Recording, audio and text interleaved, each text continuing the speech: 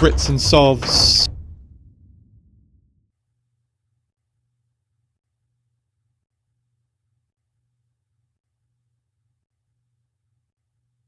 Oi oi, you shiny metal magpies.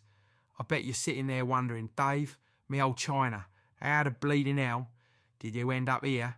Look at you, standing in front of a double-decker that's just redecorated some geezer's front room like changing rooms on steroids.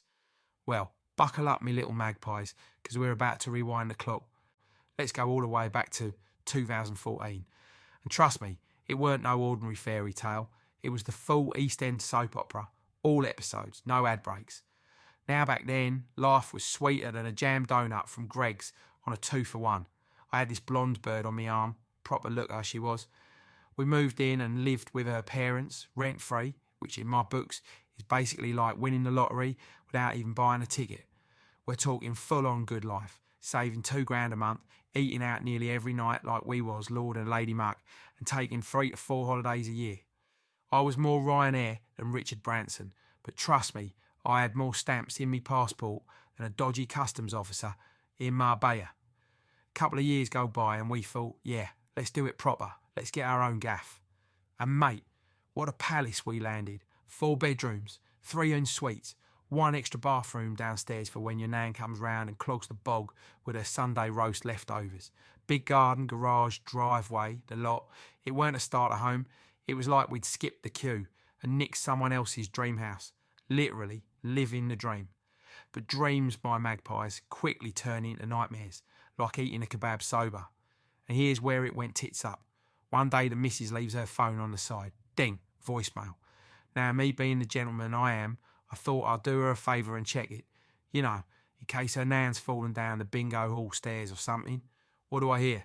Some geezer on the voicemail going, babe, last week was amazing. Can't wait for you to come back down Wales again. Wales, right? And I swear down, in the background, I could hear sheep going bar, like they was cheering him on. Turns out, Blondie wasn't just on some fancy work course. No, she was doing a practical module in Welsh hospitality, if you catch my drift. She had herself a proper Welsh lad, probably smelled of wet grass and sheep dip, whispering sweet nothings, while the flock provided the backing vocals. I nearly dropped the phone in me cuppa, I tell ya. I thought I'd tuned into Country Fire by mistake. Didn't say nothing though, just went bed. Thought maybe I dreamt it. Next day I'm driving the bus and me head's all over the shop. Missed 2 stops, nearly gave Mrs. Patel a day trip to Peckham when she only wanted Lewisham. Stapled me duty sheet to me sleeve and poured sugar in me tea flask lid instead of the cuppa. Couldn't hack it, so I pulled a sickie, parked up the bus and went home early. And what do I find? The cheeky cows having her knees up with half the street. Steve, Gary, the postman. I swear even next door's dog was waiting his turn. I walked in looking like the inspector from the bus depot, ready to do a spot check, only to find out the whole bleeding route was already full up. So she legs it back to her mum's while Muggins here, yours truly, is stuck paying the mortgage and all the bills. 6 days a week, grafting just to break even.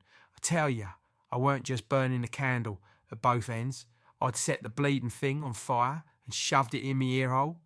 Couldn't keep that up forever, so I sold the house. Took 9 months to go through, and here's the kicker. She still wanted half the dough. She hadn't paid a penny for 9 months, but still stood there with her hand out. Women, eh? World run by 'em. Us blokes, we're just unpaid extras in the soap opera of their lives. So there I was. Within 9 bleeding months, I'd lost the lot. First the missus, off she trots, back to her mum's. Then the job, instant sack, cheers very much. Then the house, had to flog it, because I couldn't keep up with the mortgage on me Todd. That's the big 3 everyone always bangs on about losing. But not me, oh no. I like to go the extra mile. Because while all that was happening, me bleeding airline decided to pack its bags and do a runner and all. So while most blokes get bad luck in 3s, yours truly got the deluxe 4-piece combo meal. House, job, bird and barnet. Gone quicker than a bus down a hill with no handbrake. After selling up and splitting the money, I thought I'll crash at my mum and dad's for 2 weeks while I sort myself out. 2 weeks turns into 2 years, me permanently welded to the sofa like a backside-shaped cushion. So here's how I lost my job. I was driving buses in London, yeah? Get to the end of the route, we're allowed a little leg stretch, maybe nip for a Jimmy Riddle. So I hop off, see another driver, start having a chin wag. Next thing, I clock a bus rolling backwards down the hill. I thought, blimey, what's this joker doing reversing like he's practising for Fast and Furious? Then it hit me. It was my bus. So I leg it, faster than Usain Bolt, caught up, jumped on, but the cab door had slammed shut and the key was inside.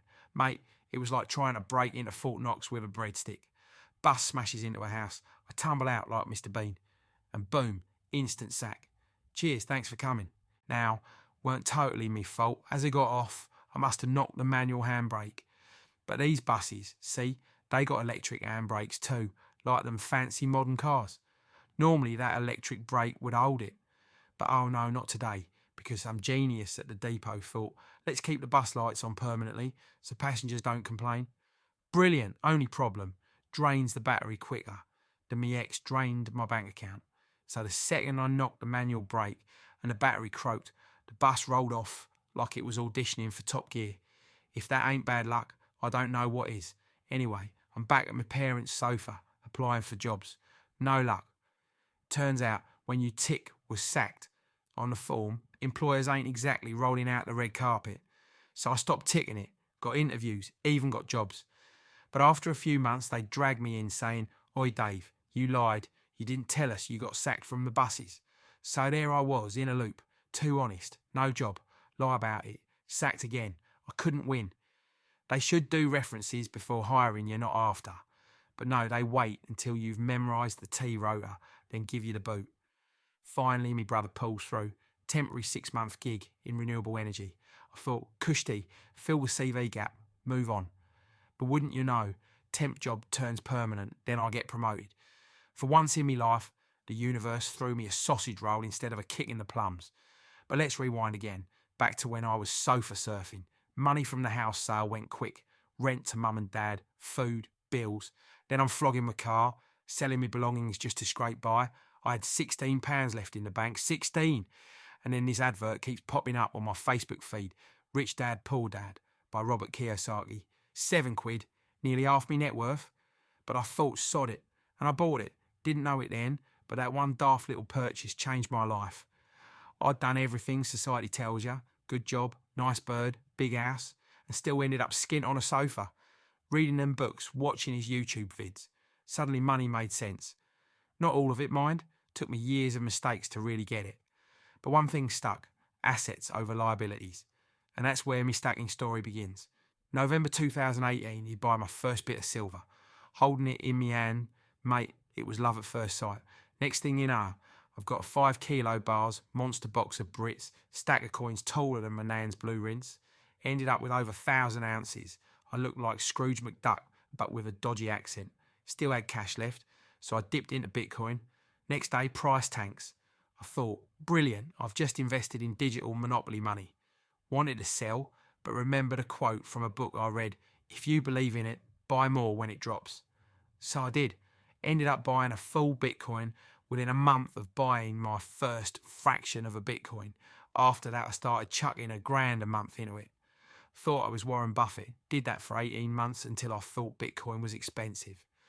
Then I started buying altcoins, Doge, Ethereum, Chainlink, basically anything that sounded like a dodgy kebab shop. Started working 3 jobs just to feed me crypto addiction. First my regular job in renewable energy, then a little cleaning job. Then I started driving certain ladies about at night. Don't ask. Anything to keep buying. Sold a load before the 2021 crash. Thank God, but kept me Bitcoin. And I lobbed the profits into the real precious metal. Gold. Not just any gold, mind ya. Graded gold sovereigns. Brits. The creme de la creme. Makes you feel like Henry VIII. Only with less wives and slightly more hair. Then I thought, why not start a YouTube channel? If Robert Kiyosaki inspired me, maybe I can inspire some other poor sod sitting on a sofa, wondering where it all went wrong. Showing me coins. Have a laugh. Now listen, I flash me coins on camera, yeah, but I never keep more than 2 at home. One for filming, and maybe one that's just turned up fresh in the post. The rest, locked away in a vault guarded tighter than the Queen's gin supply. I ain't stupid. I know Sharon would flog the lot for a pair of designer shoes if she found out. So yeah, my life ain't as cushy as it looks. Sharon thinks I'm skint because she thinks I've got a rubbish job. Little does she know I'm funneling it all into silver, gold and crypto. If she ever twigs, I'll be sleeping in the shed quicker than you can say Gucci handbag. And she's always moaning at me to fix things round the house. Last week, she wanted me to just sort the electrics. Last time I touched them, I blacked out the whole street and nearly set fire to my eyebrows. Never again. Anyway, I better go before she starts shouting.